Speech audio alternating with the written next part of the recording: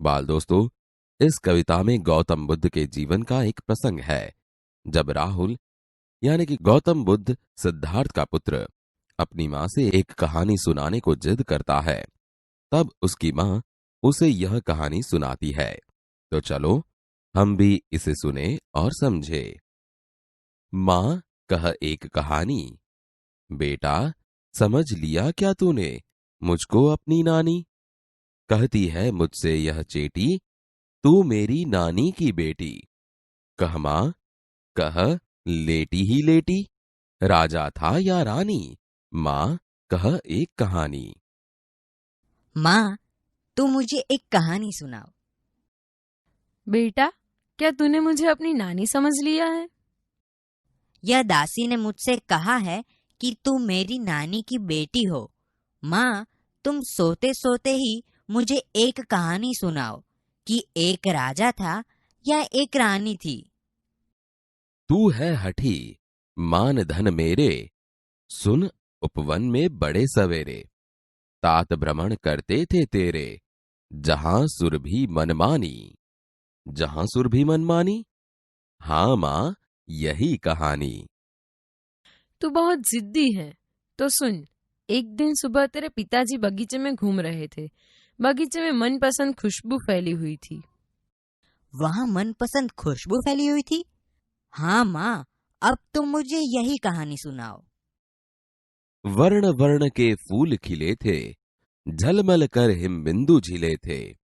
हल्के झोंके हिले मिले थे, लहराता था पानी। लहराता था पानी, हाँ हाँ, यही कहानी। बगीचे में तरह तरह के रंगों वाले फूल खिले हुए थे।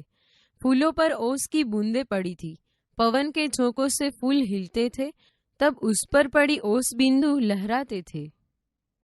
फूलों पर पानी लहराता था। हाँ हाँ माँ, तुम मुझे यही कहानी सुनाओ। गाते थे खग कल कल स्वर से, सहसा एक हंस ऊपर से गिरा, बिद्ध होकर खगशर से, हुई पक्ष की हानि। हुई पक्ष की हानि, करुणा भरी कहानी। आकाश में उड़ते हुए खग यानी कि पक्षी मधुर स्वर में गान कर रहे थे। अचानक ऊपर से एक हंस गिरा। उसे तीर लगा हुआ था, जिससे उसका एक पंख घायल हुआ था। पंख घायल हुआ था? यह कहानी तो बहुत दुख भरी है। चौंक उन्होंने उसे उठाया, नया जन्म सा उसने पाया।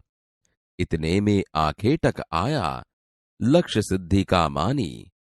लक्ष्य सिद्धि का मानी, कोमल कठिन कहानी। तेरे पिताजी ने चौंक कर उसे हंस को उठा लिया, जिससे पंखी को जान बचने का एहसास हुआ।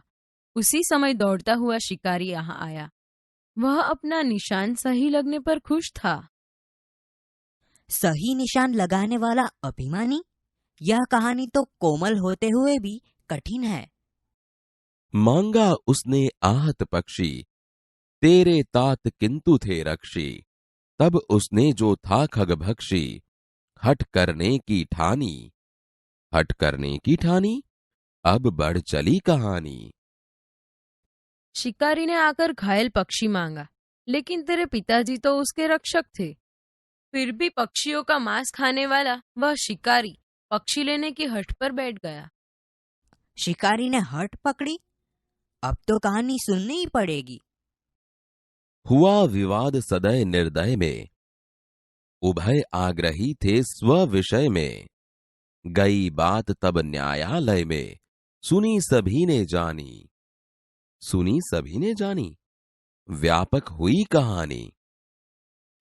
इस प्रकार दया भाव वाले और निर्दय के बीच यानी राजा और शिकारी बहस होने लगी।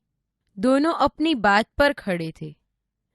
तब यह पूरी बात न्यायालय में पहुंची, जहां सभी ने उसे सुना और जाना।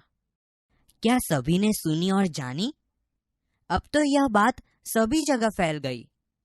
राहुल, तू निर्णय कर इसका, न्याय पक्ष लेता है किसका?